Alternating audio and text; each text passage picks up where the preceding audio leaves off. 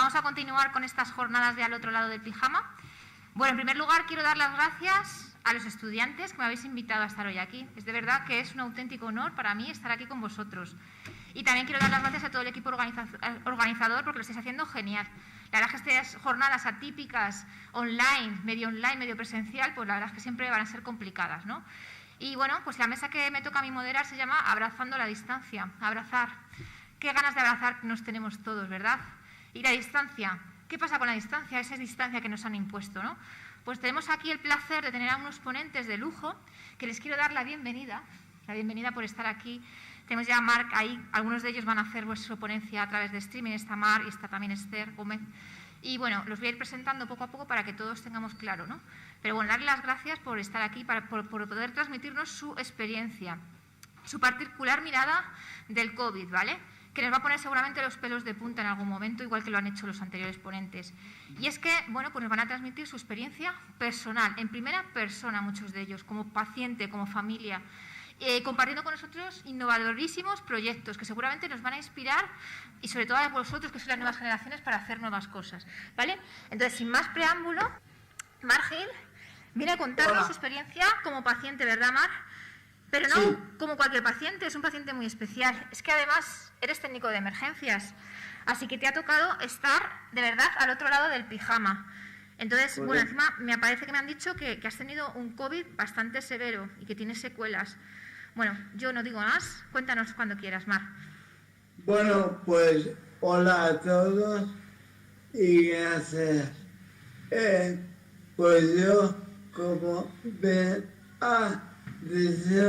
soy técnico en emergencia sanitaria y yo llevaba una ambulancia de soporte vital básico en Barcelona.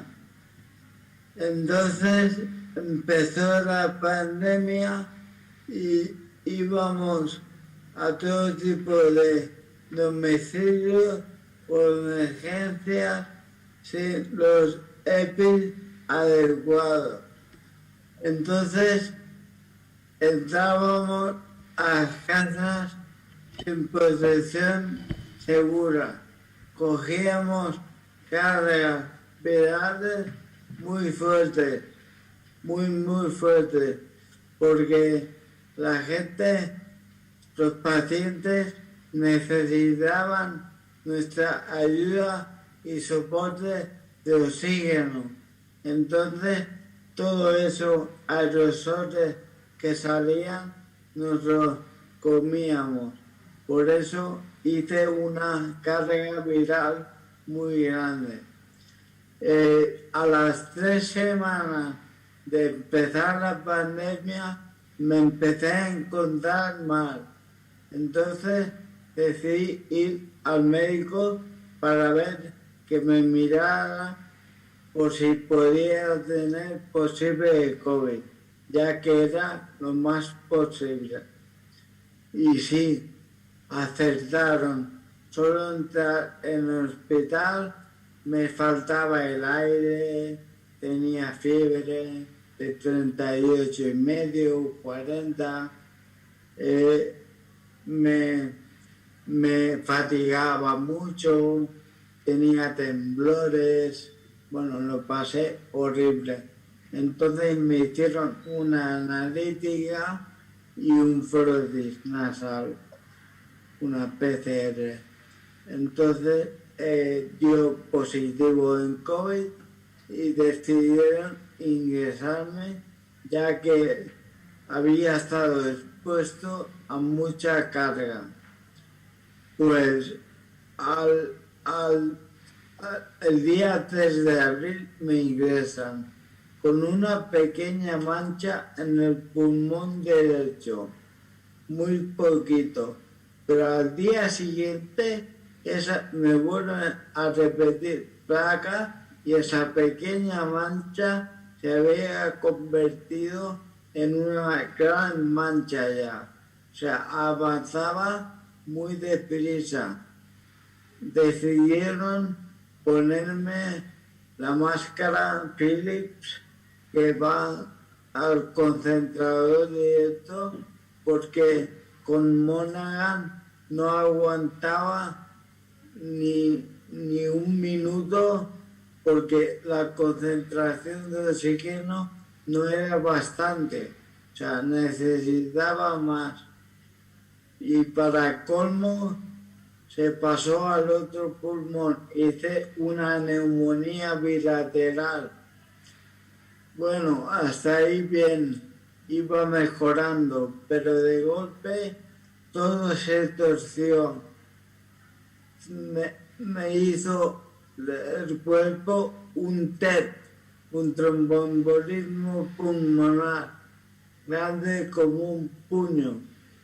Entonces me dijeron que el tratamiento tenía que ser inmediato, porque se estaba deshaciendo y se me iba a las arterias principales y decidieron intubarme, cosa que yo quería, porque estaba sufriendo mucho de dolor, de pena, de todo un poco.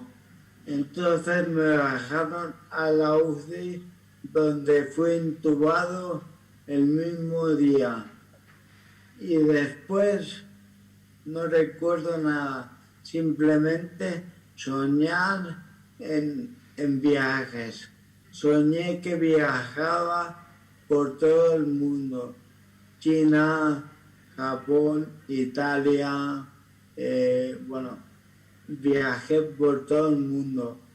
Cuando yo desperté, me dijeron que qué había sentido. Les dije que nada, como una siesta de 30 minutos. Y habían pasado 90 días. Pasé 60 días en UCI, intubado, y 90 en total, en planta 20. Pues en esos 3 meses hice más complicaciones, porque el día que decidieron de extubarme, pues se complicó porque hice un edema de glotis. Entonces me quedé sin oxígeno y hice una parada cardiorrespiratoria de 10 minutos. Me remontaron, me tuvieron que intubar otra vez y me dejaron otros 10 días. Por la mala suerte que me pusieron una anestesia y me provocó una reacción alérgica y hice otro paro de 6 minutos. Pudieron remontarme, pero se complicaba cada día todo. También cogí hongos en la sangre, cándida, para ser exactos. Y bueno, cuando me despertaron, que lo pasé muy mal, porque después de la sedación se pasa muy mal cuando despiertas después de tanto tiempo. No podían dejarme sin ventilación, porque yo mismo me ahogaba. Entonces me hicieron una traqueotomía y me intubaron por aquí, por la tráquea. Entonces, poco a poco me fueron dejando de dar sedantes hasta que fui consciente.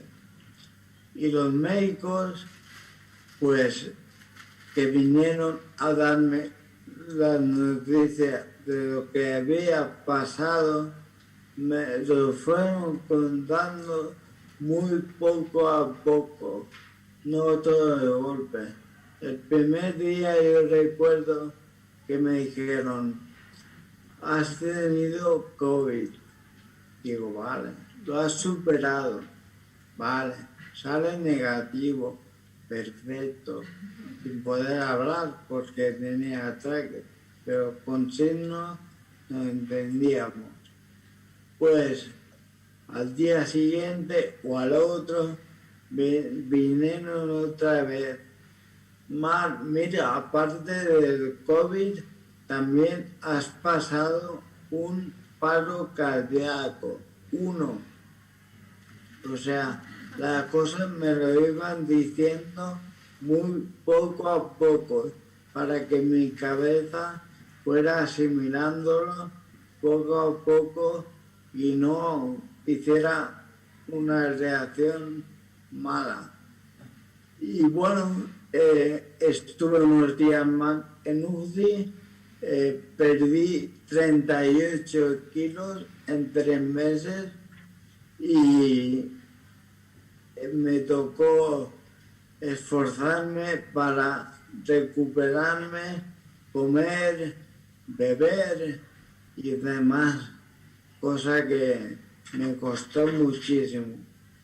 Una vez me dieron el alta de UCI, subí a planta COVID, bueno, un trozo COVID, otro no, pero subí a planta, donde me trataron muy bien y allí no hice ninguna complicación, al contrario, allí me acabaron de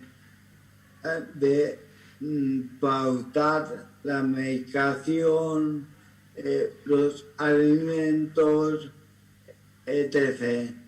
Muy contento con todo el personal.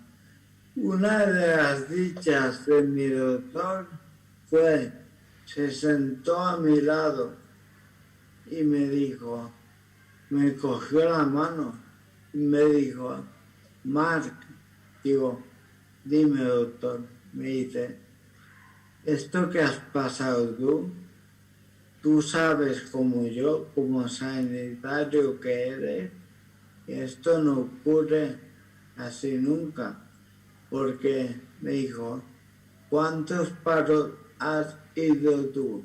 Digo, en 12 años, pues imagínese cuántos. Dice, ¿cuántos has remontado? Yo les dije, pues muy pocos, por decirte que muy pocos. Pues me dijo, tú has pasado por 2 paradas cardíacas. Había alguien contigo que no quería dejar de subir para arriba.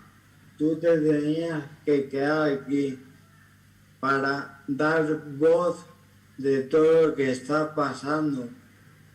Y sí, pero bueno, fue muy duro, una experiencia muy dura, porque aparte estábamos solos los pacientes COVID, porque estábamos en pandemia, bueno, confinados, entonces los familiares no podían venir a vernos y eso fue muy duro.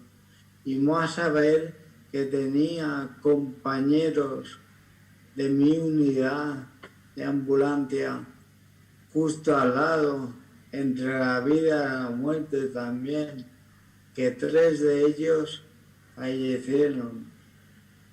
Lo pasé muy mal, la verdad, muy mal. Y hoy en día no hay día que me acueste sin pensar en algún paciente o en mi estancia en el hospital. Claro, esto me ha dejado muchas secuelas. El estar tanto tiempo intubado y los paros me han dejado muchas secuelas, como hice microinfartos cerebrales, hice bastantes, mioclonias, las tengo ya para siempre, me ha dejado la mano paralizada y el brazo, no noto nada. O sea, es como tocar espuma acolchado. Me ha dejado el habla así, que no puedo expresarme, pero por dentro de mi cabeza lo pienso bien. O sea, es como yo quiero decir lo que pienso, pero no me sale. Es muy duro. Me siento atrapado dentro de mi cuerpo. El andar también me ha quedado muy mal. Llevo un año haciendo rehabilitación todos los martes y jueves. También logopeda. Y aparte me hago masajes en la masajista, masajes, bueno, varias técnicas. Pero estoy así, ahora he notado al año que me he estancado. Ya no avanzo, avanzo muy lento. Yo creo que esto ya no va a ir a más, porque he hecho de todo para recuperarme lo máximo posible. Porque el médico me dijo, man, todo lo que pase de un año ya no se recupera. Así que dale duro, eres joven. Y es lo que he hecho. Y de hecho no he parado. Es más, creo que estoy trabajando más ahora que cuando trabajaba con la ambulancia. O sea, es duro. Y bueno, también decir que esta vivencia, tanto en primera fila como técnico en emergencias, como de paciente, me ha servido de mucho, porque ahora le doy valor a las cosas que antes no las valoraba. Ahora para mí un vaso de agua es como un regalo caído del cielo, porque esta enfermedad me ha hecho cambiar la visión de la vida, disfrutar de los pequeños momentos que nos dan, vivir el día a día, no hacer planes de futuro, no se puede, porque hoy estamos aquí y mañana no sabemos. Esto es así de real. Y yo miro a esta gente, no irresponsable, simplemente que no hacen caso de lo que verdaderamente está pasando. Y me da cosa porque yo como sanitario he estado en primera fila y tenía que ir a buscar a un imprudente que lo había cogido por imprudencia suya y me ponía en riesgo a mí. Y yo tenía familia que me esperaba en casa. Esto fue también de lo más duro. Yo decidí alquilar una habitación para no ir a casa después de cada guardia, pero nadie me aceptaba porque les decía que era sanitario y ya no te lo alquilaba, con miedo a cogerlo ellos. Pues tuve que ir a casa sin más remedio y así fue. No sé si tenéis alguna pregunta, porque yo voy muy rápido, Te hemos entendido perfectamente. Muchísimas gracias por tu testimonio, que desde luego es desgarrador. Nos llena de emoción escucharte y la verdad es que, aunque dices que tienes todas esas dificultades, vamos, creo que nos has llegado a todos. Además, has sido muy valiente por venir a transmitirnos este mensaje, ¿no? Ese compromiso que has hecho. La verdad es que te lo agradecemos enormemente porque seguro que nos va a servir a muchos de ayuda y sobre todo a los futuros profesionales. Seguramente va a suscitar muchas preguntas, pero las vamos a dejar para el final, si te parece, Marc. Y luego te comentaba, vamos a seguir con los ponentes y luego después te volvemos a conectar para las preguntas, ¿vale?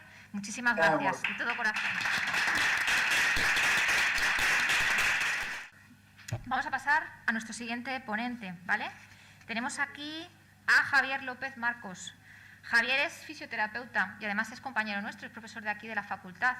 Bueno, ahora todo parece que está muy en boga todo este tema de las videollamadas, todo el tema de la digitalización, pero resulta que Javier no lo ha hecho ahora, sino que es que él ya llevaba 5 años de proyecto, llevabas haciendo este trabajo de la digitalización y claro, con el tema de la pandemia, pues todo esto pues, ha aumentado la importancia de esta digitalización. Además, Javier durante la pandemia colaboró haciendo un voluntariado con fisioterapeutas para poder mantener a pacientes que necesitaban rehabilitación a través de videollamada, pues mantener esa rehabilitación. Y aparte de esto, no solamente se ha quedado ahí, sino que además ha hecho un estudio para ver cómo tanto los profesionales sanitarios como los usuarios, los pacientes, percibían todo este tema de la digitalización y los conocimientos que tenían. Así que yo creo que su ponencia nos va a ser muy inspiradora para sucesivos proyectos. Así que cuando quieras, Javier, cuéntanos. Bueno, en primer lugar, ahora sí, en primer lugar, daros las gracias a los organizadores, a todos esos voluntarios y en mi caso sobre todo a Javiera, que ha estado detrás de mí incansable para poder colaborar en estas jornadas. Dar las gracias a la facultad, a esta facultad de Enfermería, Fisioterapia y Podología, porque el virus no nos haya parado y hayamos hecho una nueva jornada. Y dar las gracias a los que estáis ahí detrás de esas cámaras, que yo he estado viendo las ponencias a través de internet y se nos olvida de vez en cuando mirar a la cámara y sé que hay 400 personas que están aquí también apoyándonos, entonces de vez en cuando también os miraré. Yo soy una persona que es muy difícil improvisar, no soy capaz de improvisar, traía además una presentación, pero he decidido que hoy puede ser ese día para cambiar, para adaptarme, como hemos estado hablando durante todas estas jornadas, y es lo que voy a hacer. Cuando nosotros planteamos una jornada de humanización, parece que el mundo digital no tiene esa facilidad para poder humanizar, parece que nos cuesta que a un profesional sanitario que está al otro lado de una cámara, que está al otro lado de un teléfono, no humanice con los pacientes. Y es una de las cosas que cuando hicimos el estudio, cuando hicimos en la Semana de la Ciencia, pues todo el planteamiento de qué sabían los profesionales de la salud sobre la digitalización era el principal miedo. El profesional sanitario piensa que a través de una cámara no se puede llegar a la persona, piensa que a través de una cámara no se pueden transmitir sentimientos y creo que las 400 personas que están al otro lado a través de una cámara hoy han llorado como hemos llorado todos aquí y esos sentimientos también se pueden transmitir. Creo que es una de las primeras cosas que tenemos que empezar a cambiar. Tenemos que empezar como profesionales sanitarios a creernos que la digitalización está ahí y a quitarnos un miedo que es el que todos los que nos dedicamos a la digitalización tenemos muy claro, y es que el mundo digital no viene a sustituir al mundo presencial, sino que viene a ayudar, que viene a ser una herramienta más y eso es lo que nos hace también buscar esa cercanía. Cuando tú trabajas en un servicio digital, como el que trabajo yo, pues cuando he estado escuchando al doctor Casado antes, me he sentido muy identificado con todo el mensaje que ha dado de la presencialidad, porque a nosotros también nos pasó en nuestro servicio. Nosotros también nos adaptamos, nosotros también aprendimos, y si hay una frase que hemos repetido muchísimo durante todo esto, es que se han acabado los roles, se han acabado los carteles, se han acabado las titulaciones y de la noche a la mañana nos convertimos en un equipo en el que no éramos enfermeros, fisioterapeutas, psicólogos, médicos, en el que éramos todos sanitarios. De la noche a la mañana todos nos pusimos detrás de un teléfono y nosotros atendimos como fisioterapeutas a todas esas llamadas de urgencias que llegaban a nuestro servicio de esa empresa privada, que no vamos a decir, y vivimos en esa primera línea también eso que muchos sanitarios les llegaba ya al hospital. Nosotros vivíamos esa llamada de esa persona que estaba llorando, que tenía un familiar que empezaba a tener unos síntomas muy graves. Nosotros vivíamos esa llamada de esa ambulancia que no llegaba, esa llamada de un montón de situaciones que como fisioterapeuta probablemente yo creo que no habíamos vivido nunca, pero que sí que me hizo sentirme todavía mucho más sanitario de lo que me había podido sentir casi en 20 años de profesión. Y creo que es algo que ha sido muy bonito y que nos ha ayudado mucho a toda la gente que también estábamos ahí a aprender a cuidar, a aprender a explicar que nos tenemos que cuidar y a poder sentirnos también útiles, no solamente en un centro hospitalario, no solamente en un centro de atención primaria, sino también útiles a través de un teléfono, porque no os podéis imaginar la tranquilidad que tenía ese paciente cuando llamaba a un número de urgencias y se daba cuenta que al otro lado ya no había un técnico, un administrativo, sino que ya había un sanitario, que se sentía escuchado y se sentía entendido desde el primer momento y que todas las decisiones que nosotros tomábamos le ayudaban muchísimo y le daban mucha esperanza. Yo estaba ahí, yo estaba en ese mogollón, en esa revolución que vivimos y como vosotros desde la facultad sabíais que yo estaba ahí, pues surgió esa bonita idea, ese bonito proyecto de, tú sabes mucho de digitalización, sabemos que digitalizar algo es muy difícil, que hacer algo online o telefónico es muy difícil, pero puede ser el momento de que también ayudemos como futuros sanitarios, porque todos los alumnos de cuarto en su mayor o menor medida ayudaron, hacer un servicio de voluntariado en donde, sin intentar en ningún momento suplir la presencialidad, pero hasta que todos nuestros compañeros fisioterapeutas podían adaptar sus consultas a las nuevas medidas de seguridad, a los nuevos protocolos, hiciéramos un servicio como el que hicimos, en donde pudimos atender a gente que se había quedado sin sus tratamientos, a gente que había tenido que suspender sus tratamientos,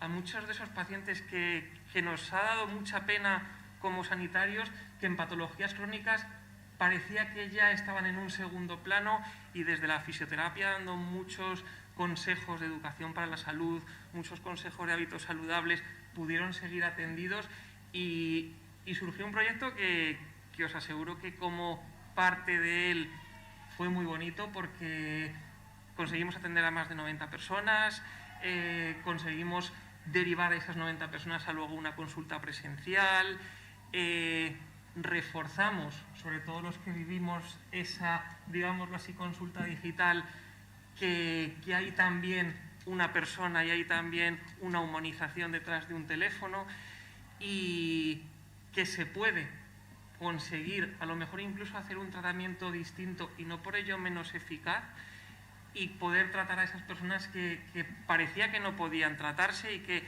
hemos visto luego en segunda ola, en tercera ola y creo que seguiremos viendo en un futuro más o menos próximo, más o menos cercano, el que ese tipo de ayudas permiten que ese paciente crónico, que ese paciente que en ese momento parece que no se le pueden dar todos los recursos, pues también pueda haberse tratado y también se le pueda seguir ayudando. Claro, todo esto es muy bonito, contado desde aquí, pero como bien decía, yo lo puedo contar porque yo llevo 5 años en un proyecto de digitalización y cuando nosotros hicimos las encuestas y cuando nosotros hicimos todo el trabajo también en noviembre, en la Semana de la Ciencia, nos dimos cuenta que el problema nos lo hemos encontrado en que hemos intentado pasar de una consulta presencial a una consulta digital de un día para otro. El pasar de un día para otro no nos ha permitido elaborar unos buenos protocolos, unos protocolos que a lo mejor desde otros sectores sí que teníamos ya más que desarrollados y no nos ha permitido tener unas herramientas en las que todo el mundo estaba de acuerdo, que lo decía antes Jacinto, añadiendo a lo que decía Jacinto de que no todos aprenden los libros y que no todos aprenden las clases y que aquí tenéis muchas herramientas, creo que una de las cosas que necesitamos ahora y que hay que también empezar a cambiar ahora son esas herramientas de enseñarnos a hablar delante de una cámara, enseñarnos a hablar detrás de un teléfono, porque cuando tenemos miedo, cuando tenemos vergüenza, cuando nos cuesta hacer ese tipo de interacciones es cuando se pierde esa humanización en esos medios digitales, en esos medios telefónicos que son una de nuestras herramientas. Entonces, el problema también creo que viene en que nos hemos querido adaptar aprendiendo en esa enfermería 1.0, en esa fisioterapia 1.0, sin haber todavía dado el paso, pero porque nadie sabía que nos íbamos a enfrentar a todo esto, que el 2.0 que hay en el resto de disciplinas, el 2.0 que hay, que os voy a decir, en banca, en compras, en otra serie de cosas, también es algo que tenemos que empezar a desarrollar y que tenemos que empezar a aprender como sanitarios. Ya no voy a poner ningún tipo de letrerito. Os podría contar 1000 anécdotas, os podría contar 1000 cosas, pero creo que después de todo lo que hemos oído hoy se quedaría todo corto, más que nada porque no deja de ser también esa información de ese profesional sanitario, pero lo que sí que os puedo decir es que tenemos mucho donde poder trabajar, tenemos mucho donde poder formarnos, tenemos mucho donde poder evolucionar. Y yo en esa presentación que tenía preparada y que he querido saltarme, la primera pregunta y el título era sanidad digital, sanidad del futuro, y creo que tenemos que empezar a cambiar también nosotros ese chip y pensar que la sanidad digital no es el futuro, sino que ya es el presente, y tenemos que conseguir subirnos también a ese tren sanitario que va a ser importantísimo en todas nuestras consultas. Si luego surgen dudas de cómo hicimos la organización del proyecto, qué es lo más fácil o lo más difícil dentro de la consulta digital, creo que para eso tenemos el turno de preguntas, y como vamos apuradillos de tiempo, pues he intentado poneros todo lo mejor posible. Espero que os haya parecido interesante.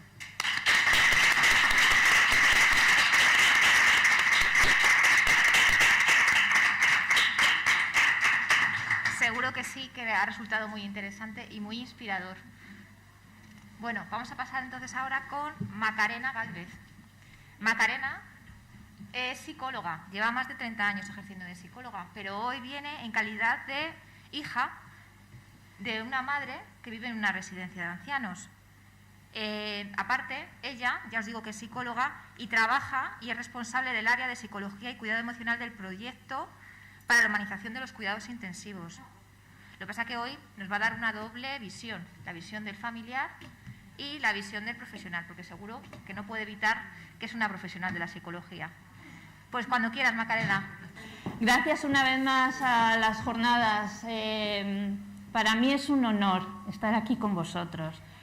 Hoy es muy difícil, os lo tengo que confesar. Hoy vengo a ponerme al otro lado del pijama, literalmente. Estoy muy acostumbrada a la docencia, pero claro, ahí no hablo de mí. Y venir a hablar de mí, y además a una psicóloga que nunca hablan de nosotros mismos, que siempre miramos, como todos los sanitarios, miramos hacia afuera, miramos hacia el otro. Esto es lo más difícil que he hecho en mi vida, os lo aseguro. Bueno, vamos allá. Lo he llamado Cuidar de tus raíces porque durante la primera ola de la pandemia me mandaron esta foto y me sentí absolutamente identificada. Mi madre es mi raíz. Y no sé quién fue el iluminado que adquirió este nombre de distancia social. Somos seres sociales. Si nos distanciamos, estamos renunciando a parte de nuestra identidad. Podemos hablar de distancia física, la que necesitamos de un cuerpo a otro, o poniendo una barrera, como es un equipo de protección individual, pero nunca de distancia social. Con los mayores en las residencias hemos hecho distancia social.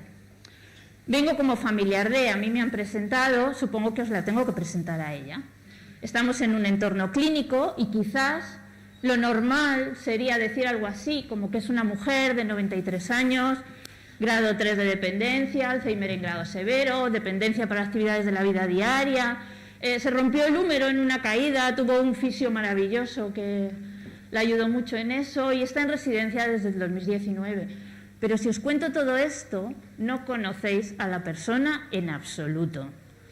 Para conocer a Elena, tengo que deciros que es una mujer que nació y vivió en la guerra civil, y pasó hambre después en la posguerra, que tiene una historia de vida de resiliencia en vena, que después de quedarse viuda perdió a 2 de sus 3 hijos, que tiene un estilo de afrontamiento del estrés donde nunca ha dejado de disfrutar de las pequeñas cosas de la vida, de un café solo cortado con leche fría, del helado de chocolate o de la leche merengada, que es una mujer que nunca ha dejado de pintarse los labios ni de ponerse los collares que le gusta ponerse, y el fisio eso lo aprovechó quitándose y poniéndose el collar.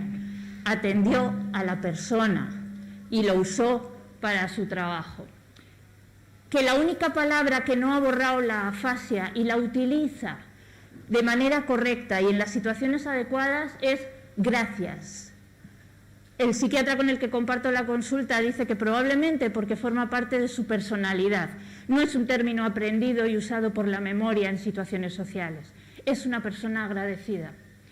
Que ella decía, cuando podía hablar mejor, que no era vieja, que era antigua, porque las antigüedades tienen mucho valor. Y que siempre ha expresado los afectos con total generosidad, con muchísima expresión verbal y no verbal. Y si te fijas y la conoces, la no verbal permanece. Estas somos nosotras. Bueno, la primera ola, como familiar de residente, la vivimos como todos. Se ha mencionado este término esta mañana, como un tsunami. Aquello fue algo que inundó nuestras vidas y en las residencias lo inundó arrasando, porque no son centros preparados para atender pandemias, son lugares donde la gente vive y donde hay una atención sanitaria mayor o menor, pero no son hospitales, con lo cual aquello arrasó. No os voy a contar cifras, no os voy a contar lo que pasó. Yo creo que todos lo sabemos. Seguramente en muchas residencias se hicieron las cosas mal y ahí la ley tendrá que decir qué ha pasado y tomar las medidas oportunas. Yo vengo a hablar de mi experiencia personal y lo que yo creo es que en el caso de mi madre, los profesionales sanitarios de su residencia, los profesionales sociosanitarios de su residencia y todos los miembros que allí trabajaban fueron sus salvavidas. Hicieron lo que pudieron. Y lo que pudieron era poquito, porque no tenían ningún medio para solucionar aquello que se les venía encima. Pero fueron su flotador y eso nunca terminaré de agradecérselo. Usaron los medios que tenían a su alcance y empezaron muy pronto con las videollamadas. Pero claro, hay un problema. La terapeuta ocupacional me decía, mira a tu madre y tal, y yo decía, hola mamá, qué bien estás ahí en tu cuarto, encerrada. Qué bien estás ahí en tu cuarto, en tu silloncito. Y la terapeuta ocupacional le ponía el móvil a mi madre. Y mi madre miraba a la terapeuta. Y la terapeuta le decía, mira, que te habla tu hija. Y entonces mi madre le hacía así a la terapeuta. Y la terapeuta me decía, que le hace así con la cabeza. Y yo decía, ya, sí, lo veo. Bueno, era un diálogo de besugos donde la terapeuta ocupacional y yo nos comunicábamos. Mi madre no puede expresarse verbalmente. No puede fijar la mirada ni en un móvil ni en una tablet y establece el contacto con la persona que siente cercana y mira a quien tiene cercana y además la buscaba la mano y buscaba agarrarla, porque esa es su manera de comunicación. Y esto en ningún momento se ha tenido en cuenta cuando hablamos de personas que están en residencias. Se ha tratado de manera homogénea a todo el mundo. Así que del 25 de febrero que hice esa foto en el último paseíto que hicimos, hasta 108 días después, yo no me comuniqué con mi madre. Y mi madre no tuvo comunicación por mi parte. Supe que estaba viva y no tuve ningún problema de hablar con la residencia, en todo momento fueron transparentes, pero de verdad comunicación no hubo. Así que después pasamos la factura. Efectivamente, mi madre estaba viva, se supone que pasó la enfermedad asintomática, en una de las videollamadas la vi toser un poquito, pero evidentemente no tuvo fiebre, no tuvo problemas respiratorios y ha tenido anticuerpos hasta que le ha llegado la vacuna. Así que le ganamos un año a la vida y perdimos la vida de un año. El acelerón en el Alzheimer ha sido bestial, bestial. Los periodos de ausencia, de estar con los ojitos cerrados en su mundo, son ahora muchísimo mayores. Hay mucha rigidez muscular. Ha perdido mucha de la movilidad del brazo derecho que había ganado con aquel fisio maravilloso. Hay mucha lateralización, hay días que está muy torcidita y que necesita un apoyo. Dificultad para responder a los estímulos, para conectar y dificultades en la ingesta. Y todo esto estoy preparada para que ocurra. No hay nada peor que saber. ¿Qué os voy a decir a vosotros? Pillo cada síntoma nuevo que aparece. Claro, lo veo venir. Para lo que no estaba preparada era para esto. Para que perdiera la sonrisa. Porque eso es algo que la define a ella.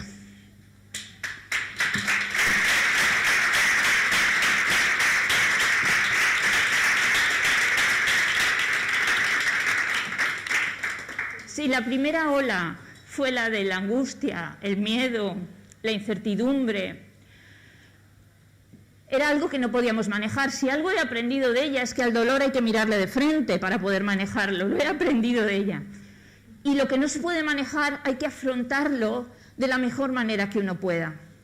Pero también he aprendido de ella a pelear por lo que sí se puede cambiar. La primera ola fue la de la angustia. Hay que manejar la angustia. Yo ayudo a otros a manejar su angustia. Pero la segunda ola fue la del sentimiento de rabia, injusticia e impotencia. Y eso lo llevé fatal. Peor que la primera ola, os lo aseguro. Porque ya había conocimiento científico, ya sabíamos lo que había que hacer, ya teníamos los medios de protección adecuados para los profesionales y para los familiares. Y hubo café para todos.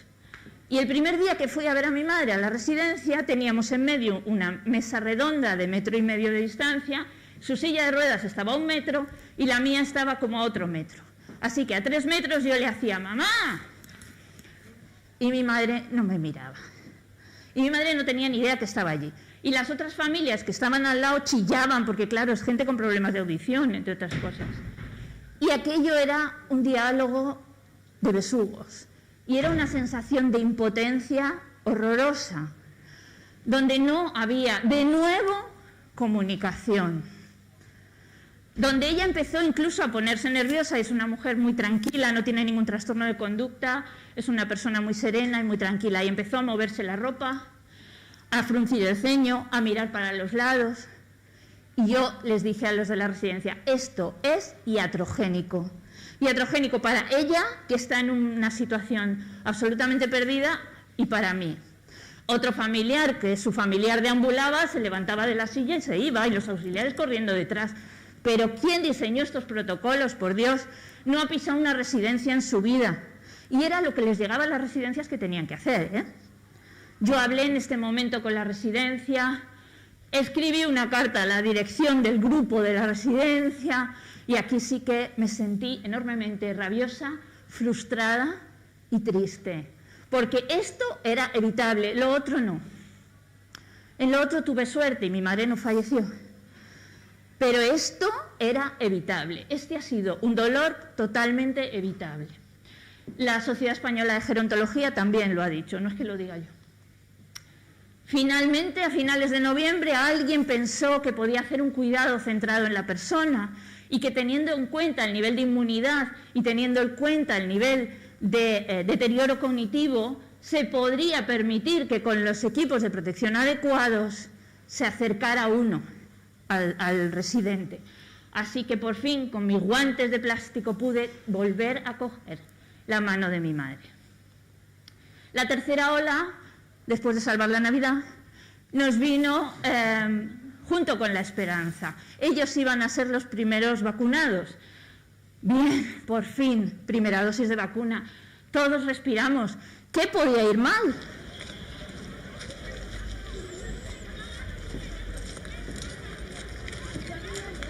Dios santo, chicos. Una explosión. Una explosión en la calle Toledo. Flipa, chaval, qué petardazo ha pegado. No tengo ni puta idea de qué mierda habrá sido, Dios. Que ahí debe haber gente en ese edificio. Dios mío. Madre mía. Dios mío. ¿Qué mierda es esto, tío? Madre mía, joder. Bueno, no os voy a poner el vídeo entero. Un día al llegar a casa del trabajo, precisamente uno de los motivos de escoger la residencia donde ella estaba era la cercanía a mi casa. Oí el petardazo, identifiqué que era una explosión, con el abrigo puesto porque estaba entrando en casa, salí al balcón, miré a los lados, no vi nada, nos pusimos a comer y mi hijo mayor cogió el móvil para ir viendo a ver si decían que había sido eso, porque había sonado como una bomba, a mí me sonó como una bomba. Estando comiendo, mi hijo se puso pálido y me dijo: mamá, dicen que la residencia de la abuela ha volado del 3er piso para arriba. 3er piso, habitación de mi madre. 3 de la tarde, después de comer, estar en la habitación. Es el momento de estar en la habitación. En ese momento dije: ni COVID, ni Alzheimer. Ha muerto en una explosión. O sea, tuve la total certeza de que había fallecido. Porque encima eran los medios oficiales, los que estábamos mirando, no estábamos mirando twitters de gente desconocida. Es que eran los medios oficiales los que decían esto. Que los medios de comunicación tendrán que hacer un repasito de cómo han tratado el tema del COVID, de cómo han tratado el tema de las residencias y de cómo han tratado noticias, algunas por no darlas y otras por dar las que no debían. Tendrán que hacer un examen. Bueno, en este caso, de nuevo, los profesionales se portaron maravillosamente bien.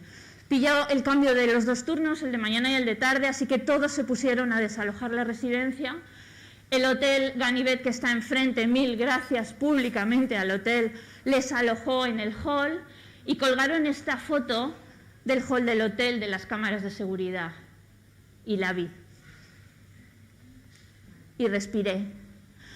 Y me acerqué hasta allí, claro. Y los bomberos me dijeron, la policía me dijo que no había ningún herido entre los profesionales ni entre los residentes. Así que hemos empezado una nueva historia en la nueva residencia donde les han alojado. Y tened en cuenta una cosa, allá donde vayáis y allá donde trabajéis. Se puede ingresar a la gente o se puede acoger a la gente. Y en esta residencia nos han acogido, tanto a los familiares como a los pacientes, como a los, residentes. Así que mil gracias también a la nueva residencia.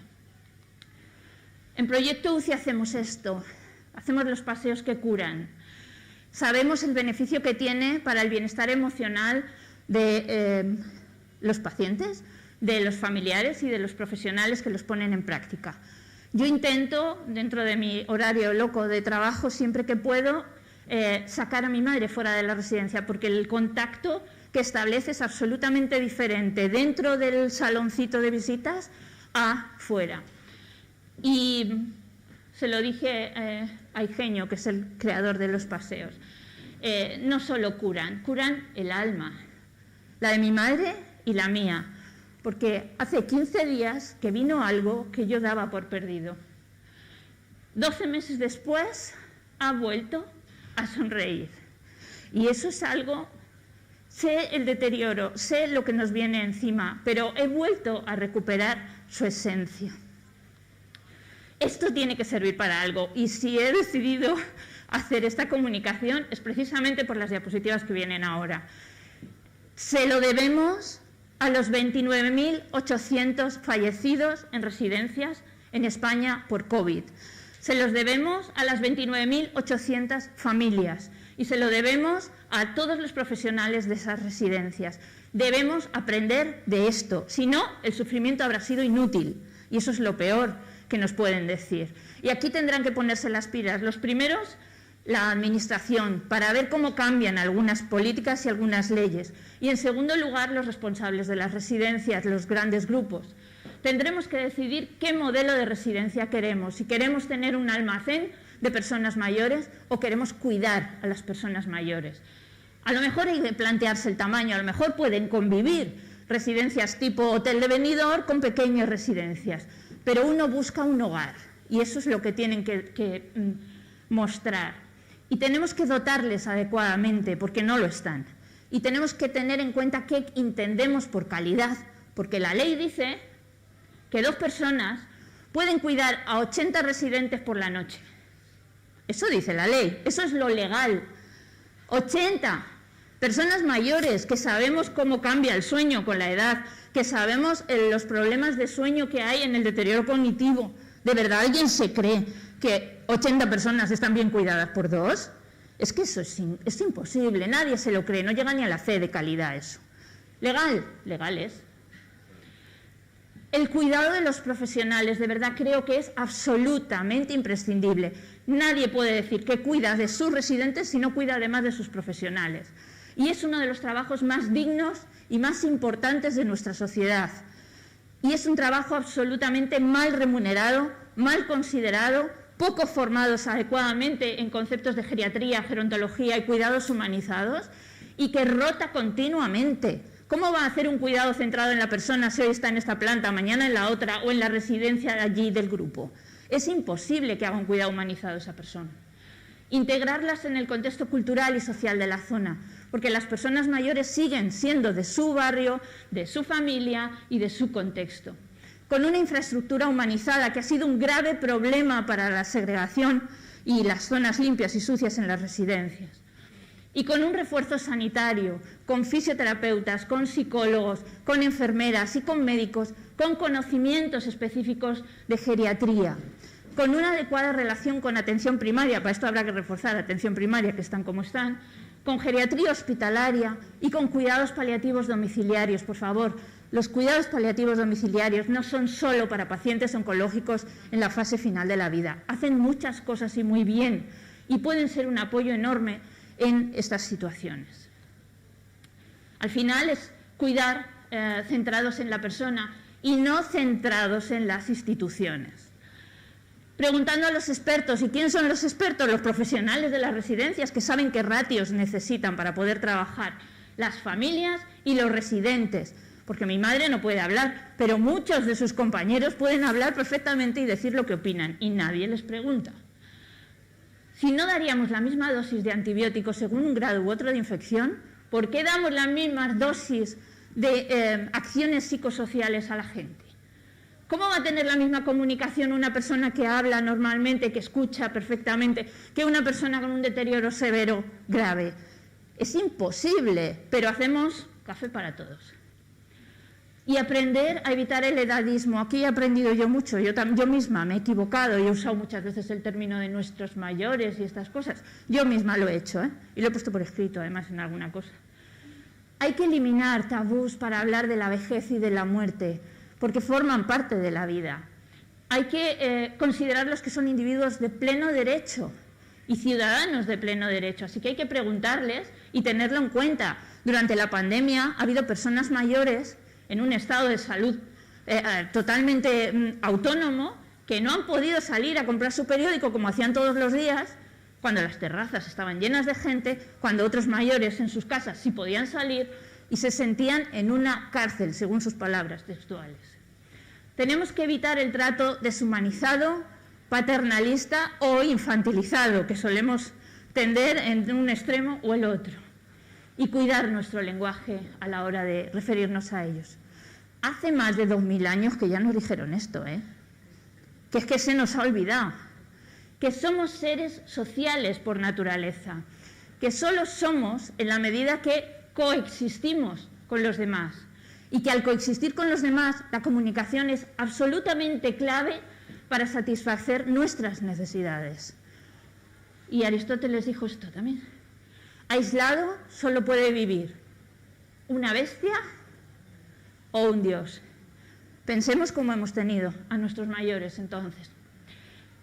Aprovecho la foto que sirve de modelo para el logo de este año, para dar una vez más las gracias a los profesionales que me suplieron, que hicieron lo que yo tenía que haber hecho y lo que yo tenía que hacer, que era estar al lado de mi madre, sujetándola en ese momento y dándole las gracias por defender los dos derechos básicos de las personas mayores, que son el derecho a la dignidad y el derecho a la ternura. Muchas gracias.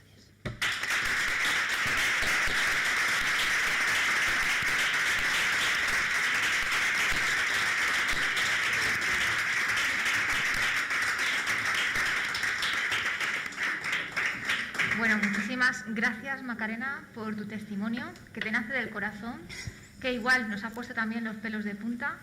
Y además es que has ofrecido una visión que hasta ahora yo por lo menos no la tenía vista. Esa visión que, vale, es verdad que estamos hablando de la digitalización, pero claro, es verdad que eso a lo mejor no llega a todo el mundo. Gracias, muchas gracias por compartir tu experiencia. Bueno, pues vamos a por nuestra última, pero no menos importante, ponente. Aquí tenemos ya a Esther Gómez. Esther. Muchísimas gracias por haberme invitado. Agradecer a Sofía, que fue la alumna que se puso en contacto conmigo. Y bueno, pues sí, contaros así a lo mejor un poco, supongo que muchos ya lo visteis, ¿no? Porque en la pandemia fue algo que se compartió mucho y que se hizo algo viral porque era pues un poco un respiro y algo bueno en todo lo malo que nos estaba pasando. Yo en ese momento soy enfermera escolar, además de otras actividades que desarrollo, y bueno, pues en la pandemia, el día 11 de marzo se cierra el colegio y yo ya el día 12 estaba incorporada, me dejaron elegir, pues para respetar un poco el horario laboral que yo tenía, me dejaron elegir entre centro de salud o hospital. Yo, como te digo, que soy docente también en otros máster y universidades, pues elegí el centro de salud para poder compaginar mi horario. Y bueno, fue bastante duro, porque igual esto suena como muy superficial, pero creo que todos nos hemos dado cuenta que no estábamos preparados en España, no estábamos acostumbrados a no tener material. No somos un país que estamos acostumbrados a que la gente se muera sin atención médica y eso es lo que vivimos. Entonces, a mí hay una cosa que me llamó muchísimo la atención, pues yo creo que fue como el 28, 29 de marzo que vino una persona de salud pública y nos dijo: estamos en guerra biológica. Esto quiere decir que los recursos que tengáis los uséis lo mejor que podáis porque es lo que hay. Entonces, bueno, yo me fui al centro de salud y en el centro de salud lo que se hizo fue pues cerrar en la medida de lo posible a cal y canto todas las consultas y se empezó a hacer todo telefónico. Todo telefónico es todo telefónico, o sea, atender a gente que se estaba muriendo por teléfono. Por teléfono, donde solo escuchas una voz, donde no ves nada. Y yo me acuerdo, pues eso que os comentaba, ¿no? Del momento de guerra biológica. Se ha visibilizado muchísimo el trabajo de hospitales, pero los centros de salud, mi sensación ha sido que no se ha visibilizado nada, que parece, bueno, pues que estábamos ahí porque teníamos que estar, pero sufrimos bastante. No teníamos material, no teníamos recursos físicos, no teníamos protocolos, no teníamos indicaciones, no teníamos nada. Yo recuerdo que nos daban, para que os hagáis una idea, yo tenía una mascarilla quirúrgica a la semana para todos, o sea, para las 8 horas de cada día que estábamos allí. Y el EPI que me dieron, por ejemplo, la primera vez que yo hice una PCR dentro del centro de salud, nos daban 4 PCRs a la semana. Y nos decían, al que más jodido, perdonad la expresión, pero veáis, hacérsela. Mi EPI era un traje del ébola del 2017 abierto, caducado e incompleto. Es decir, era una bata y unas gafas de plástico que a mí se me caían. Bueno, pues eso por poneros un poco en situación, porque bueno, pues creo que no todo es hospital, que ha habido muchas cosas que no se han visto. Pues en esa situación en la que cuando a nosotros nos llamaban, nosotros éramos los que decidíamos muchas veces, no por nada, sino porque éramos los que cogíamos el teléfono o los que llamábamos, si decidíamos si mandábamos una ambulancia o no a esas casas. ¿Qué significaba esto? Que decidíamos quién moría en casa, quién tenía una oportunidad de coger una ambulancia o quién recibía un tratamiento en casa. Nosotros, yo personalmente he ido a sedar junto con el médico del centro de salud a pacientes para que fallecieran en casa. Yo he atendido llamadas de cuerpos que llevaban más de 30 horas en los domicilios porque no había ambulancias para ir a recogerlos. Entonces, bueno, en esta situación, y sí que lo recuerdo cuando me preguntan ahora, ¿no?, entrevistas de estas que te hacen de un año de pandemia, que sopesas. Para mí es como un sentimiento súper contradictorio de han pasado tantas cosas y estoy tan agotada que me parece que llevo 5 años en pandemia Y luego ha sido tan intenso todo y me ha marcado todo tanto que lo recuerdo, o sea, sé deciros del día que cerraron los coles, el día que me cambiaron de servicio, el día que se hizo el estado de alarma, o sea, me parece todo como ayer, por otro lado. Entonces, bueno, en este contexto en el que, pues creo que se me ocurrió, ¿no? Que no tenía a los pacientes, pero es que no les tenía, no les veía, o sea, era una impotencia porque ya no era que no tenía material, era que es que no estaba cerca de ellos. Yo les intentaba escuchar por teléfono, pero era muy difícil diferenciar por teléfono una crisis de ansiedad de un distrés respiratorio. Era muy difícil saber dónde no estabas metiendo la pata y dónde tenías que haber mandado una ambulancia porque tenía más opciones que a dónde la mandabas. Y bueno, en ese contexto, yo digo, me encanta la tecnología, era la que siempre la universidad me encargaba de, no, hacemos la presentación, yo preparo un vídeo, hacemos un no sé qué. Y siempre está como muy conectada con la tecnología, ¿no? Y decía, pero ¿cómo puede ser que en un mundo tan digitalizado la gente se esté muriendo sola? O sea, no... Claro, hay que entender el contexto, ¿no? De cosas que ni yo en ese momento me daba cuenta. Las pacientes, o sea, el profesional sanitario intentaba entrar lo menos posible a las habitaciones. La gente estaba muchas horas sola. Ya no solo eso, sino que la gente que encima, o sea, el personal sanitario que entraba, trataba de estar poco tiempo y encima en un EPI. El paciente no te veía ni la cara. O sea, es como de la noche a la mañana entrar en una nave espacial donde no ves contacto humano. Yo recuerdo, no sé dónde lo vi en redes sociales y yo lo que hice fue imprimirme una foto. Es una chorrada, pero imprimí una foto mía y la plastifiqué. Y cuando yo entraba en las habitaciones enseñaba la foto, porque yo estuve toda la pandemia en centro de salud. Lo que pasa es que hice el voluntariado con las videollamadas los días libres. Entonces, cuando veían la foto, se les iluminaba la cara porque ya sabían que yo era la de las videollamadas. Y bueno, en este contexto, el día 22 de marzo, yo lancé en Instagram una iniciativa, porque sí que es verdad que al principio yo ya tenía así bastantes seguidores en Instagram y me llegaban muchas empresas que querían donar dinero, pero no sabían cómo, de qué compro, porque no había para comprar tampoco nada, no había mascarillas, no había respiradores, y era, te dono estos 5.000 euros, pero no sé a quién. Entonces yo empecé a hacer un poco de conexión entre, me escribían empresas que querían donar dinero y por otro lado me escribía gente que tenía una impresora 3D y dice, oye, voy a hacer salvaorejas, pero necesito dinero para comprar el material. Entonces yo empecé a poner un poco en contacto con estos dos nexos. Entonces, después de eso, se me ocurre, digo, oye, ¿y por qué no todo el dinero que me están queriendo donar lo utilizamos para comprar dispositivos y hacemos videollamadas? Y fue bestial, o sea, fue brutal, porque esto ya os digo, el día 22 yo pongo un post en Instagram y el día 25 ya se podían pedir los dispositivos. No me preguntéis cómo, porque a día de hoy no sé cómo lo hice, pero acabé hablando con Begoña Villacís, con Almeida, porque en este caso pensaba que solo iba a tener capacidad de implantarlo en la Comunidad de Madrid, y la realidad fue que lo implantamos en toda España y después duplicamos el modelo en Latinoamérica. Porque es verdad que Latinoamérica iba como con un poco de desfase, o sea, iban como detrás de nosotros, como nos pasó con Italia, ¿no?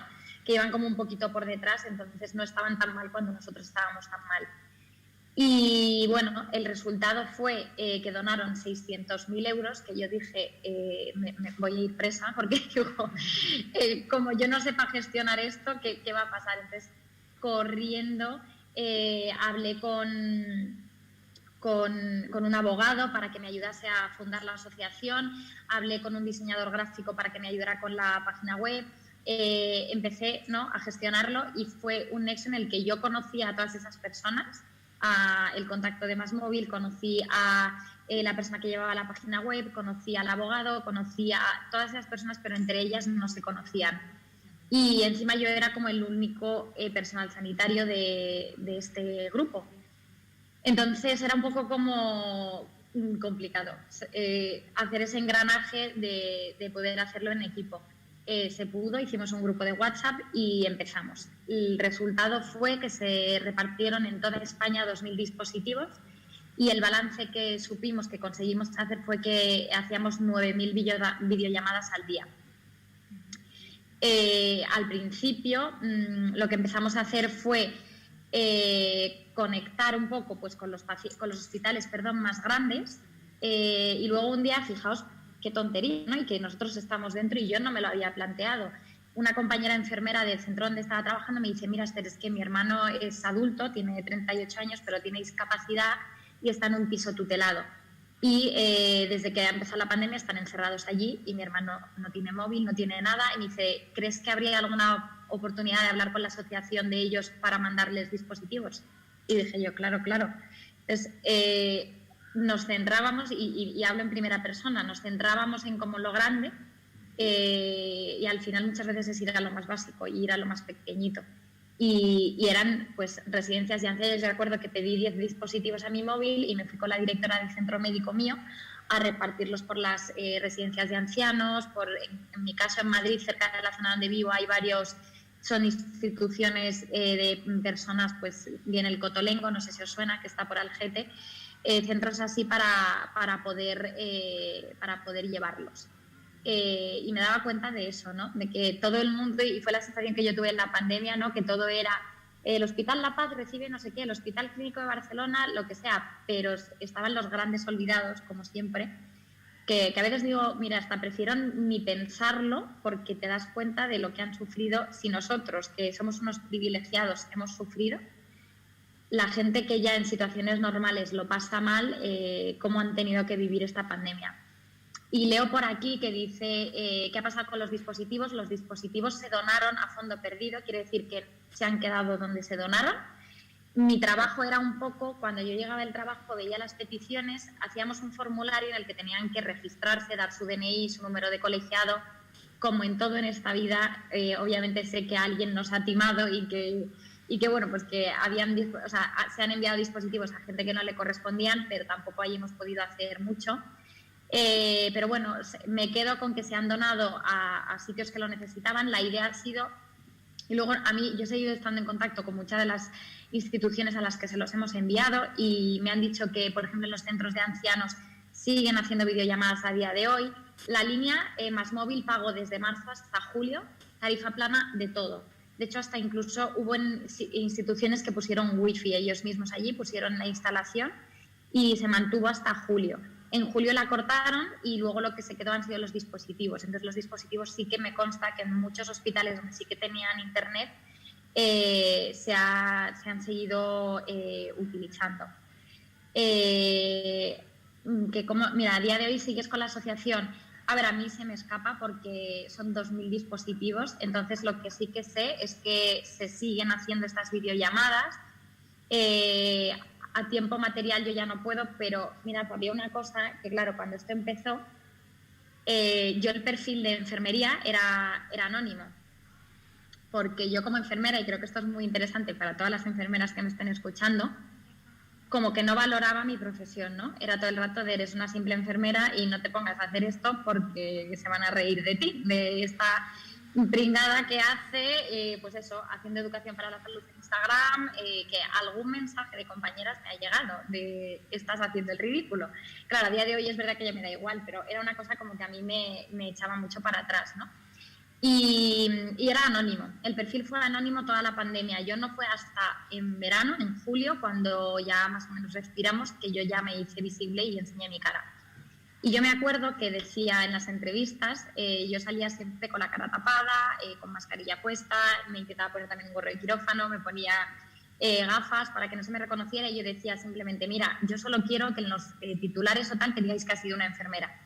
Porque una cosa que me pasaba mucho, no sé si vosotros lo habéis percibido así, pero cuando pasa algo malo, siempre es enfermera. Y cuando alguien hace algo bueno, se equivocan los medios de comunicación y ponen la médico de no sé qué que ha hecho tal. Y ha pasado muchas veces. Entonces yo siempre decía, mira, con que digáis que es enfermera, yo me conformo. Yo doy clase en la Universidad Autónoma de Madrid y Eva García Perea, me decía, la directora del departamento, me decía, pero estás boba, con todo lo que estás consiguiendo tienes que decir que eres tú. Y decía que no, da igual. Luego ella dije mi nombre, sí que es verdad, y pasó una cosa que empezaron a duplicar, por otro lado, una asociación un poco más pequeñita, este modelo. Y claro, mi madre, que estaba muy orgullosa, me buscaba todos los días en internet a ver qué habían publicado. Y un día me llega mi madre y me dice, mira estas chicas que han sacado otra iniciativa, la han llamado de otro nombre y están haciendo lo mismo que tú. Y dice, tienes que escribir porque qué fuerte, porque tal. Y yo dije, que no. Digo, mamá, pero qué maravilloso que te copien cuando estás haciendo algo bien. Porque probablemente estas chicas estén llegando donde a lo mejor nosotros ya no llegamos, o porque ya se nos han acabado los dispositivos, o porque no leemos a tiempo las peticiones. Y veía, ¿no?, un poco el discurso del odio que tenemos en esta sociedad. Y es mi madre, te quiero decir, que es una bellísima mujer, pero muchas veces el de te están copiando, tal. No, qué maravilloso que cuando estás haciendo algo bien, pues la gente te copia. O sea, eso a mí me pareció fenomenal. Y bueno, esa fue un poco la experiencia. A día de hoy sí que está en contacto con muchas instituciones porque pretenden implantarlo. De hecho, en el Hospital Infanta Sofía, que era el que más cerca me pilla de mi casa, fue al que iba, elaboramos un protocolo para que no se haya quedado en el COVID, sino de aquí en adelante se pueda instaurar esta medida para, pues es que de verdad que es que los pacientes mejoraban. O sea, mejoraban después de una videollamada. Sé que suena muy, no sé, muy raro, pero os lo prometo que mejoraban y además es que nos lo decían. Entonces elaboramos un protocolo donde era imposible abordarlo todo, entonces sí que personas estaban pues que también había que valorar que al familiar, cuando viese al paciente en esa circunstancia, no le afectase. Valorábamos la situación psicológica del paciente, valoramos cómo se quedaba el paciente después de esa videollamada, porque a veces era frustrante para ellos y se ponían muy nerviosos, y valoramos en algunos pacientes que no era adecuado hacer la videollamada. Y bueno, la verdad es que no se ha quedado ahí. O sea, hemos publicado un artículo científico sobre esto, sobre cómo ha sido el impacto de estos pacientes que han recibido esta videollamada durante su ingreso. Y había una cosa, cuando yo lo empecé a poner en redes sociales, mucha gente me ponía, menuda chorrada, todo el mundo tiene móvil. No es verdad, no todo el mundo tiene móvil. En la situación de pandemia, la gente no iba con una mochila como Dora Exploradora con su cantiflora, su cargador, su revista, su sudoku y su no sé qué. La gente entraba, primero, mucha gente no pensaba que se iba a quedar ingresada. Segundo, la gente entraba con lo puesto. Y tercero, hay muchas circunstancias. No todo el mundo tiene smartphone, no todo el mundo tenía tarifa plana, no todo el mundo entró con cargador.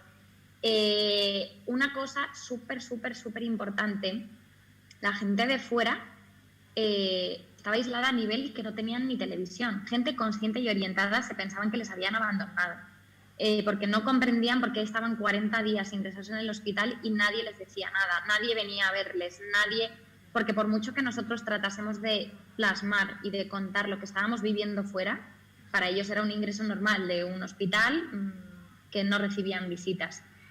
Entonces, a mí hubo una cosa que me dijo un paciente que es profesor de filosofía, que me refiero a una persona que estaba bien de la cabeza, además, que no estaba desorientada. Me dice, Esther, a mí me han arrancado de mi realidad, me han robado mi vida y me han metido entre 4 paredes.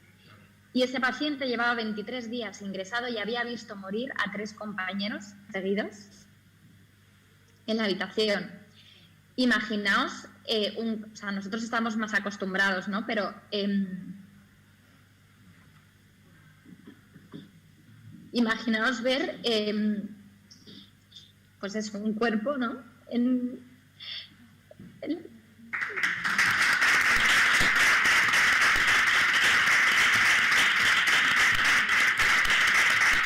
Imaginaos el paciente que no está acostumbrado, igual como nosotros, a ver un cuerpo y otro cuerpo y otro cuerpo. Recuerdo también que hicimos una videollamada con 2 mujeres, madre e hija, que estaban ingresadas, que no lo sabíamos, en el mismo hospital. Al final conseguimos juntarlas en una habitación y terminó falleciendo la madre en la habitación. Son cosas que...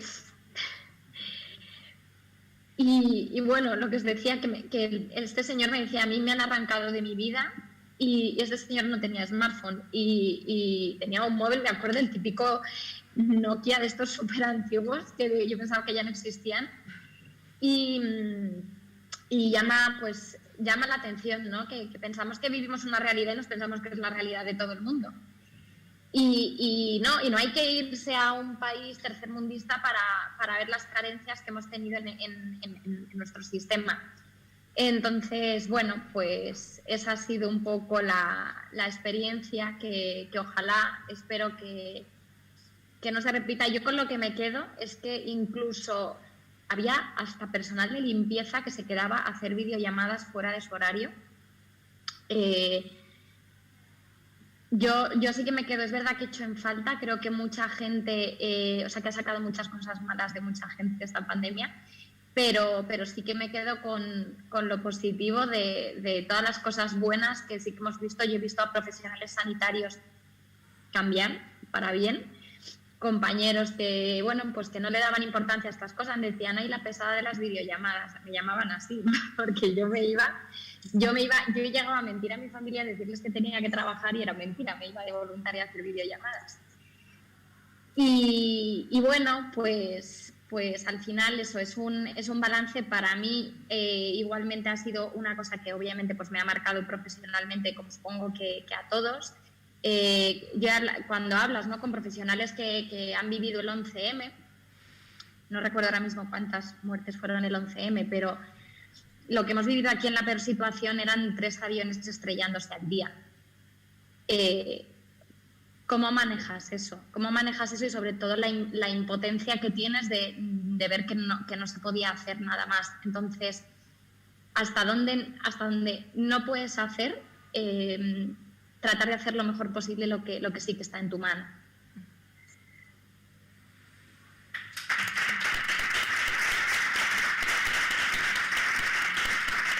Pues si os parece bien, vamos a empezar con el turno de preguntas. Creo que a ti, Esther, ya has contestado algunas preguntas, porque te veía yo que estabas al mismo tiempo. Es que me he puesto YouTube detrás y estoy leyendo los comentarios a la vez. Vale, pues si queréis, no sé si vamos por orden. ¿Me habéis pasado preguntas? Ah, vale, no, disculpa, no. A ver, por internet nos han preguntado. Vamos a empezar con Javier, si os parece bien, y seguimos con Macarena, que son los que están de forma presencial. Bueno, vale. Lo digo porque como Esther ha respondido las preguntas... Vale. Pues, Javier, ¿cómo fue el feedback que dieron esos 90 pacientes de la consulta digital? Un segundito.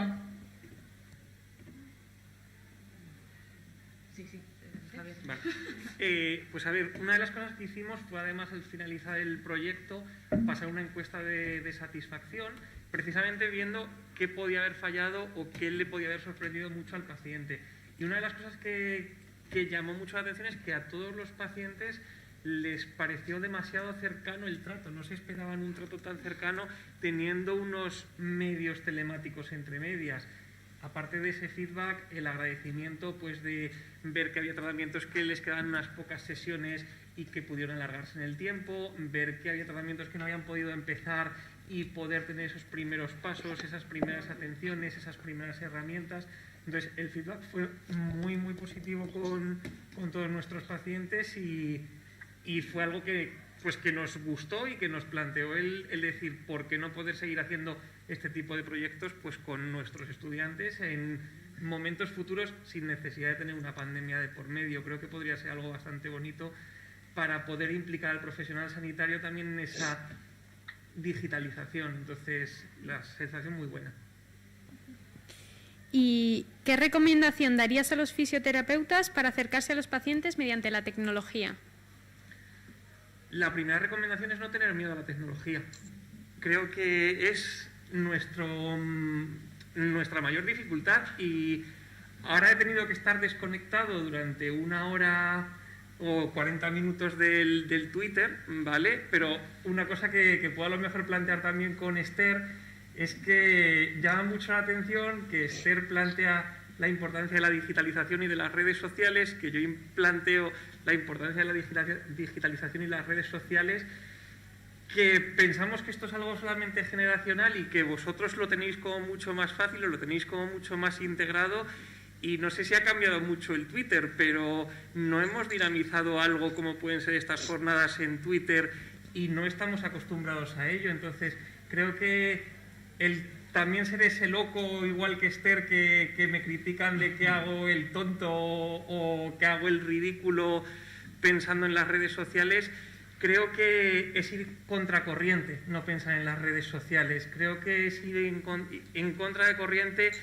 el decirle a un paciente que cuando salga de la consulta no mire lo que le hemos dicho en Internet, porque si vosotros os ponéis al otro lado del pijama, cuando os dan un diagnóstico de algo que no sabéis, sois los primeros que miráis en Internet. Entonces, el empezar a mover esto, como lo plantea Esther, como lo planteo yo, haciendo una educación para la salud, como lo planteaba Macarena, en donde hay muchos medios de comunicación que dan una información que a lo mejor no es la información que nos interesaría, y el empezar a involucrarnos es ese principal paso, no como fisioterapeutas, sino como sanitarios. El que seamos nosotros los que elaboremos esos contenidos de calidad, que seamos nosotros los que defendamos esta serie de medios y que así no tengamos que enfadarnos con lo que vemos publicado porque lo estamos haciendo nosotros, que somos los que tenemos los conocimientos, creo que es la base para que todo esto también vaya cambiando y todo esto nos ayude.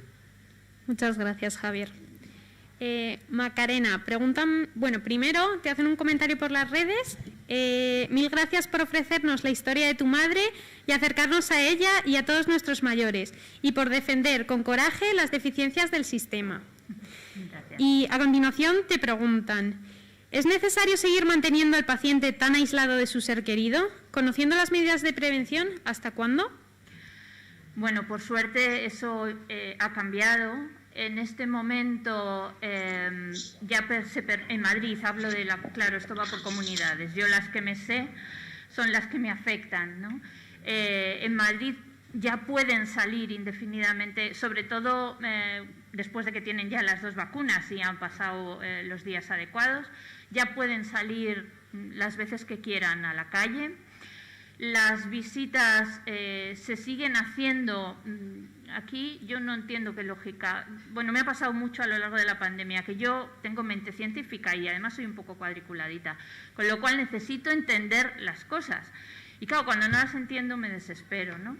Entonces, por ejemplo, si yo visito a mi madre dentro de la residencia, me dejan acercarme a ella porque cumple los requisitos de deterioro cognitivo grave, me tengo que hacer la higiene de manos, poner los guantes y tengo que seguir llevando la pantalla. Eso no lo entiendo, porque ella no contacta cuando llevo la pantalla, no me ve los ojos, entonces no contacta cuando llevo la pantalla. Por eso siempre intento sacarla fuera, porque fuera no tengo que llevar pantalla.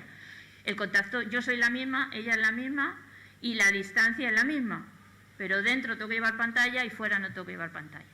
Entonces, todavía hay normas un poco que alguna razón tendrán, pero a mí nadie me la ha explicado.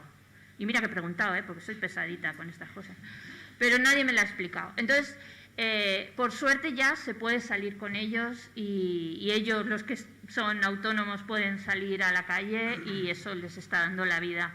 Y yo con ella lo noto muchísimo, vamos.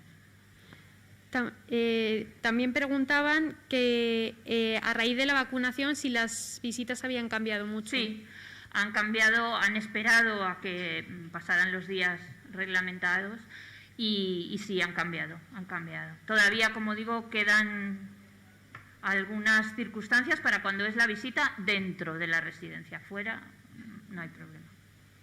Por aquí preguntaban que acerca de tu rol como enfermera en los coles. Siendo enfermera escolar, ¿realizas algún trabajo de educación a niños y familias de cara al COVID? Sí, bueno, la verdad es que de cara a todo. Además, yo soy bastante defensora de la educación para la salud y, bueno, pues te das cuenta del impacto. Yo, por suerte, llevo en el mismo centro 4 años, entonces, además es un impacto que puedes medir en el tiempo y tiene bastante sentido. Hemos hecho de todo, desde educación para la salud enfocada a la higiene de manos, transmisión, explicación de la ventilación de las aulas, y de hecho llama mucho la atención que incluso los niños han sido capaces de hacerlo mucho mejor que los adultos. Al final los niños pues imitan, ¿no? Y es muy llamativo. Mirad, había una ficha que me llamó una profesora que la viera, porque era una ficha de varios niños, ¿no? Y unas estaban compartiendo, otros no, y ponía tacha el que esté mal. Y los niños tacharon todas, y eran unos niños de 5 años. Y cuando les preguntabas te decían porque es que no llevan mascarilla. Entonces te das cuenta de cómo ellos lo han involucrado. Yo creo que además son un ejemplo de cómo se han portado en la pandemia. Se han quejado mucho menos que los adultos y eso que ellos no estaban entendiendo lo que estaba pasando. Y sí que me gustaría de la respuesta que ha hecho antes Javier y un poco, vamos, apoyarla y estar absolutamente a favor, porque yo ya os digo que he sido siempre como muy defensora de la educación para la salud porque he podido comprobar el efecto que tiene. Y yo sé que muchas veces las instituciones son muy reacias a invertir en ello, pero es que literalmente no solo salva vidas, sino que muchas veces solo importa el dinero y es que también ahorra dinero. Entonces deberían escucharnos un poquito más. Una de las razones por las cuales yo decidí abrir este perfil era precisamente pues porque si yo quiero llegar a un público de entre 16 y 30 años, ese público no está en el centro de salud y yo ya puedo hacer un póster maravilloso de la importancia de no beber alcohol, que no van a venir al centro de salud. Entonces ahí mi intención fue la de precisamente ir a donde estaban ellos. ¿Y dónde estaban ellos? En las redes sociales. Entonces, bueno, trato de hacerlo lo más profesional y lo menos aburrido posible, porque tampoco me gustaría perder un poco... O sea, tengo compañeros que lo hacen muy bien, farmacéuticos, fisioterapeutas, que bueno, que tienen más salsa y lo hacen bailando y tal. Es verdad que yo se me da fatal bailar, pero creo que esa es la clave. Creo que la clave precisamente es utilizar las tecnologías a nuestro favor. Y viendo que Javier, que le he conocido en esta ponencia, que es fisioterapeuta, nosotros en el centro de salud donde yo estuve hicimos incluso un programa, bueno, yo me encargaba de la parte técnica. Es un centro de salud Arroyo de la Vega, en la zona norte de Madrid, que tiene una unidad de fisioterapia y ellos lo hicieron, yo solo grabé y hice el montaje con subtítulos, pero durante la pandemia mandamos programas de fisioterapia a través de correo electrónico a los pacientes que no podían venir a hacer los ejercicios. Y fue un resultado, pero fantástico. Y bueno, al final yo creo que es un poco buscarse la vida, o sea, no tampoco estar quejándonos todo el día de lo que no tenemos, sino utilizar a nuestro favor lo que sí tenemos. Muchas gracias. Hola, Esther. Yo ya estoy escuchando, igual os silencio, pero os escucho, es que se le ha caído un diente a un niño. A veces tengo que salir corriendo por estas cosas, perdonadme, pero no dejo de escucharos. Vale, perfecto. Bueno, yo soy Sofía, soy la que se ha puesto en contacto contigo, ha sido un placer, de verdad. Y nada, yo quería preguntarte, porque yo te sigo en redes desde hace mucho tiempo y sé que eres joven y yo como futura enfermera digo, ¿cómo te sientes al saber que has podido contribuir en una situación de pandemia a dar esa visibilidad a la humanidad y ayudar tanto a los pacientes en una situación tan delicada? Y no solo a los pacientes, sino también los familiares que estaban en sus casas preocupados porque no podían hablar con ellos y vosotros eréis su único medio de conexión. Pues la realidad cuando lo analizas, y fíjate que a mí incluso una de las primeras videollamadas que hice en marzo me llegó hace como un mes, que yo creo que Sofía, que ya tú y yo ya estábamos hablando, el vídeo del paciente recuperado y me mandó un vídeo, me lo hizo llegar y la verdad es que creo que no soy consciente del impacto que ha tenido, no yo, sino la iniciativa, porque al final es lo que os decía, que yo con lo que me quedo es con que es una iniciativa que sigue realizándose, que es una iniciativa que no ha entendido de colectivo, que lo han hecho médicos, lo han hecho enfermeras, lo han hecho personal de limpieza, lo ha hecho todo el mundo y al final yo me quedo con que ha sido algo que ha servido para humanizar. Me he encontrado con médicos de UCI y enfermeras de UCI que me han dicho, menuda chorrada. Yo, mira, tuve un paciente que era amigo mío, o sea, era el padre de un amigo mío y era su cumpleaños durante su ingreso. Estaba intubado, sedado y pues evidentemente no se enteraba aparentemente de nada. Le pedí por favor que si podía grabar un audio de su familia deseándole un feliz cumpleaños y le podían poner el audio y me dijeron que qué chorrada, que eso era lo mismo que ponérselo a un árbol y esto me lo dijo un personal sanitario. Entonces creo que queda mucho por hacer. Probablemente fuese una chorrada, pero a ti no te cuesta nada hacer eso y probablemente pues a la familia le da paz saber que le has puesto un audio cantando el cumpleaños feliz a su padre que lleva 60 días en la UCI. Entonces, no soy muy consciente probablemente del impacto, creo que todavía queda mucho por hacer y me quedo con lo positivo de todo lo que sí que hemos conseguido. Bueno, y por último, ¿me escuchas, no? Por último, preguntan también, mientras se conecta Marc, que ¿cómo te sentiste al ser consciente de la magnitud del proyecto y de la gran ayuda que ofreciste? Pues primero pensé que iba a ir a la cárcel, porque cuando vi que era tanto dinero, o sea, yo no he visto ni un euro, o sea, eso se quedó en, o sea, la empresa me dijo, te han dado un presupuesto de 600.000 euros, pero yo sí que decidí un poco lo que hacíamos, porque las tablets eran más caras, entonces me dijeron que cómo queríamos repartirlo, yo dije que mejor dispositivos que al final fueron un móvil que era de estos grandes de ahora, pero no era una tablet, porque se podían comprar más, entonces daban para más. Una cosa que he repetido muchas veces, que luego me ha costado creérmela, ¿no? Pero yo decía, tócate, pues si solo soy una enfermera. Y la gente decía, no, es que eres una enfermera, o sea, por eso se puede hacer estas cosas, ¿no? Hola, bueno, un poco por hacer un poco de tiempo mientras tenemos a Marc y a Esther de vuelta con nosotros.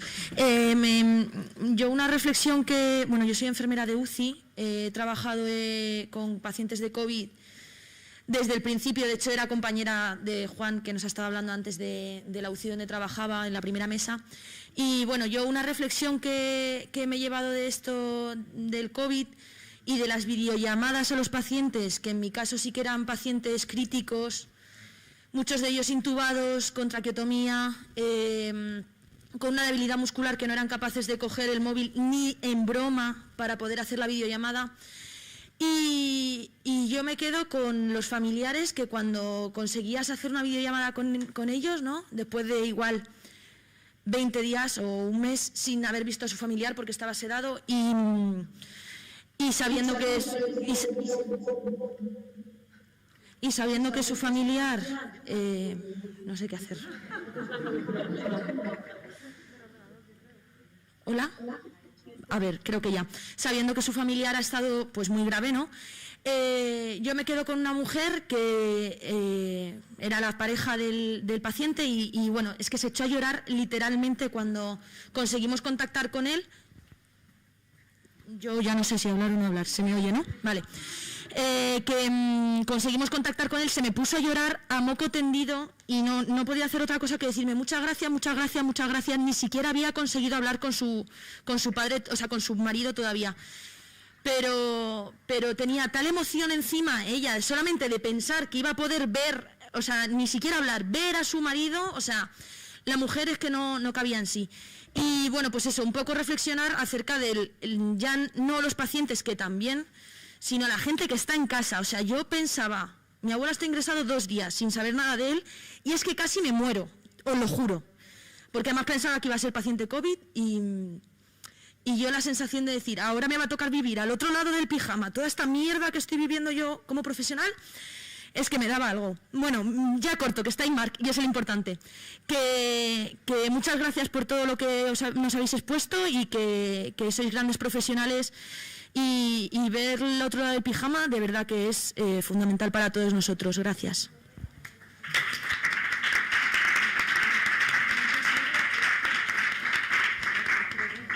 ¿Puedo decir una pequeña cosita? Es que se ha dicho antes, lo ha dicho Esther y se ha comentado ahora. No nos olvidemos que los pacientes en UCI, aunque estén sedados, oyen. Por favor, no lo olvidéis cuando estéis en una UCI. Que después cuando despiertan te cuentan conversaciones que han oído, que después te hablan de una música que oyeron. No va a haber una codificación adecuada a lo mejor de la información, pero oyen. Así que no lo olvidemos para bien y para mal. Gracias. Qué lástima. Encima sin mascarilla.